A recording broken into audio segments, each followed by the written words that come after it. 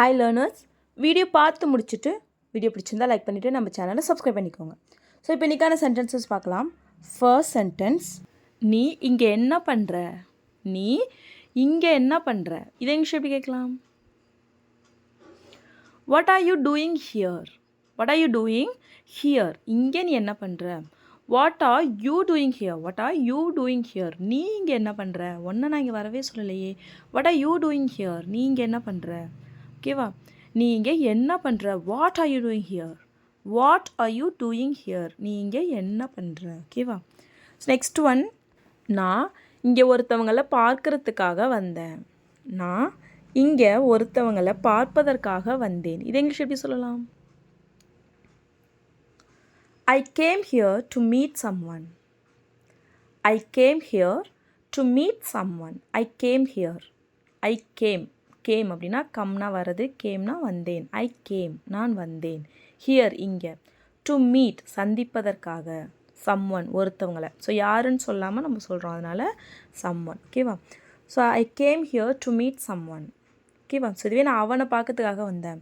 I came here to meet him. நான் ரவியை பார்க்கறதுக்காக வந்தேன். I came here to meet Ravi. ஓகேவா? நான் சீதாவை பார்க்கறதுக்காக வந்தேன். I came here to meet Seetha. ஓகேவா? ஸோ நெக்ஸ்ட் ஒன், நீங்கள் என்னை பார்க்கறதுக்காக வந்திருக்கீங்களா? நீங்கள் என்னை பார்ப்பதற்காக வந்திருக்கிறீர்களா? இதை இங்கிலீஷ் எப்படி கேட்கலாம்? Have you come here to meet me? Have you come here to meet me? Have you come here? நீங்கள் இங்கே வந்திருக்கீங்களா? ஹாவ் யூ கம், நீங்கள் வந்திருக்கீங்களா? ஹாவ் யூ கம் ஹியர், நீங்கள் இங்கே வந்திருக்கீங்களா? டு மீட் மீ, என்னை சந்திப்பதற்காக, என்னை பார்க்கறதுக்காக நீங்கள் இங்கே வந்திருக்கீங்களா? Have you come here to meet me? நீங்கள் அவனை பார்க்கறதுக்காக இங்கே வந்திருக்கீங்களா? நீங்கள் அவனை பார்ப்பதற்காக இங்கு வந்திருக்கிறீர்களா? இதை இங்கிலீஷ் எப்படி கேட்கலாம்? Have you come here to meet him? Have you come here to meet him? To meet him அப்படின்னா அவனை பார்ப்பதற்கு. ஹாவ் யூ கம் ஹியர், நீங்கள் இங்கே வந்திருக்கீங்களா? Have you come here to meet him? நீங்கள் அவனை பார்க்கறதுக்காக இங்கே வந்திருக்கீங்களா? ஸோ நெக்ஸ்ட் ஒன், நீங்கள் யாரை பார்ப்பதற்கு இங்கு வந்திருக்கிறீர்கள்? நீங்கள் யாரை பார்க்கறதுக்கு இங்கே வந்திருக்கீங்க? நீங்கள் யாரை பார்க்கணும், யாரை பார்க்கறதுக்கு இங்கே வந்திருக்கீங்க அப்படின்னு சொல்லி கேட்போம் இல்லையா? ஸோ அதை இங்கிலீஷ் எப்படி கேட்கலாம்? Whom are you here to meet? Whom are you here to meet? Whom are you here to meet? Whom அப்படின்னா யாரை. Are you here to meet? நீங்கள் சந்திக்க வந்திருக்கீங்க. இங்கே யாரை சந்திக்க வந்திருக்கீங்க? Whom are you here to meet? So next one, நேற்று நான் ஒருவரை பார்க்க சென்றேன். நேற்று நான் ஒருத்தவங்களை பார்க்க போனேன். ஸோ இதை இங்கிலீஷ் எப்படி சொல்லலாம்? I went to meet someone yesterday. I went to meet someone yesterday. I went அப்படின்னா நான் போனேன். Go அப்படின்னா போகிறது. ஸோ நான் போனேன் அப்படின்னா I went, நான் போனேன். To meet, சந்திப்பதற்கு. Someone, ஒருத்தவங்களை. ஸோ யாருன்னு சொல்லாமல் சொல்கிறோம், அதனால் someone. I went to meet someone yesterday. நேற்று நான் ஒருத்தவங்களை பார்க்கறதுக்காக போனேன். I went to meet someone yesterday. So இதுவே நான் நேற்று ஒருத்தவங்களை பார்க்கறதுக்காக அங்கே போனேன். நான் நேற்று ஒருத்தவங்களை பார்க்கறதுக்காக சென்னை போனேன். இதை இங்கிலீஷ் எப்படி சொல்லலாம்? I went there to meet someone yesterday. I went there to meet someone yesterday. I went there. I went அப்படின்னா என்ன சொன்னோம்? நான் போனேன். I went there, நான் அங்கே போனேன். எதுக்கு? ஒருத்தவங்களை பார்க்குறதுக்கு. To meet someone, எப்போ? நேற்று, yesterday. I went there to meet someone yesterday. I went to Chennai to meet someone yesterday. நான் ஒருத்தவங்களை பார்க்கறதுக்காக நேற்று சென்னைக்கு போனேன். I went to Chennai to meet someone yesterday. ஓகேவா?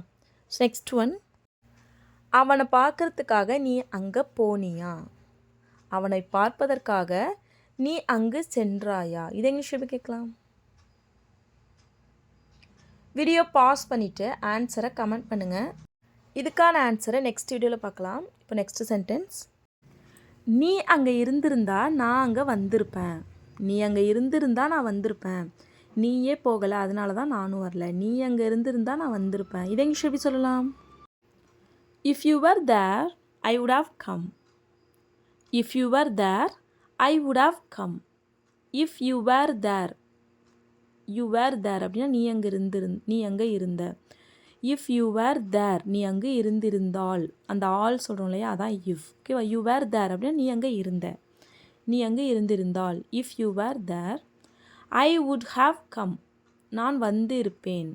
இது நடக்கலை, ஓகேவா? நம்ம கற்பனையாக தான் சொல்கிறோம். ஸோ அந்த மாதிரி இடத்துல நம்ம would யூஸ் பண்ணணும், ஓகேவா? ஸோ நீ அங்கே இருந்திருந்தால் நான் வந்திருப்பேன், நீ இல்லை அதனால நான் வரல. If you were there, I would have come. ஓகேவா? ஸோ நெக்ஸ்ட் ஒன், நீ அதை சொல்லியிருந்தா நான் அதை பண்ணியிருப்பேன்.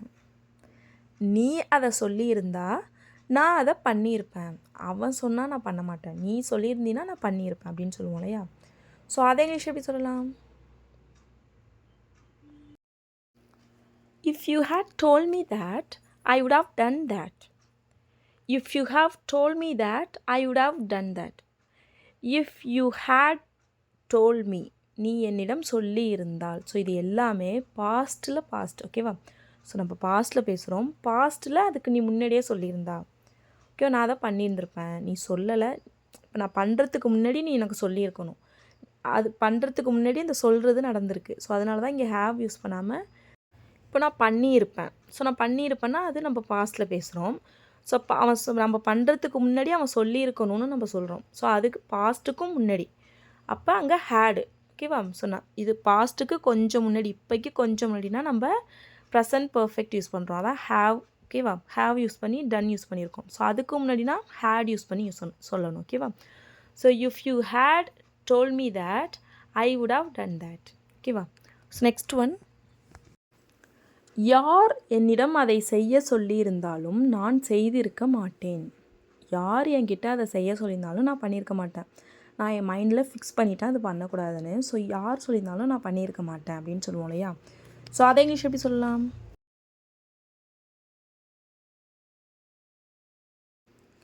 No matter who had told me, I wouldn't have done that.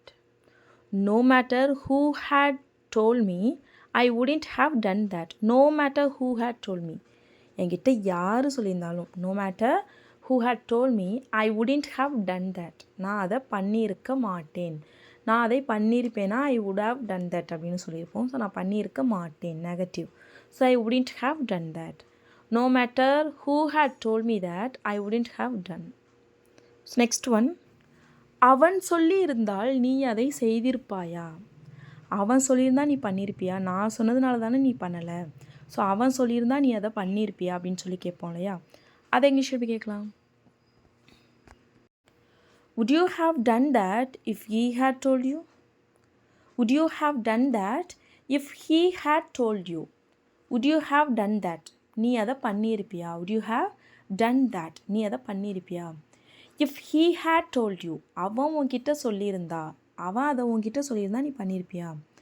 Would you have done that if he had told you? ஓகேவா? So அப்படியே நம்ம have, I have done, I would have done அப்படின்றத would பக்கத்து first வந்துருச்சு, ஓகேவா? அதான் question. Would you have done அப்படின்னா நீ பண்ணியிருப்பியா, ஓகேவா? நீ பண்ணியிருப்ப அப்படின்னா you would have done அப்படின்னு சொல்லியிருப்போம். ஸோ நீ பண்ணியிருப்பியான்னு கொஷின் கேட்டால் அந்த would ஃபஸ்ட் வந்துருச்சு. So would you have done, நீ பண்ணியிருப்பியா? அவன் சொல்லியிருந்தா நீ கண்டிப்பாக பண்ணியிருப்ப, அவன் சொல்லியிருந்தா நீ பண்ணியிருப்ப. இதை இங்கிலீஷ் எப்படி சொல்லலாம்? வீடியோ பாஸ் பண்ணிவிட்டு ஆன்சரை கமெண்ட் பண்ணுங்கள். இதுக்கான ஆன்சரை நெக்ஸ்ட் வீடியோவில் பார்க்கலாம். இப்போ நெக்ஸ்ட்டு சென்டென்ஸ், நீ எங்கே ஒளிஞ்சிட்ருக்க? நீ எங்கு ஒளிந்து கொண்டு இருக்கிறாய்? நீ எங்கே ஒளிஞ்சிட்ருக்க? உன்னை பார்க்கவே முடியல, கண்டே பிடிக்க முடியலையே, நீ எங்கே ஒளிஞ்சிட்ருக்க அப்படின்னு சொல்லி கேட்போம் இல்லையா? அதை இங்கிலீஷ் எப்படி கேட்கலாம்? Where are you hiding? Where are you hiding? Hide அப்படின்னா ஒளியிறது.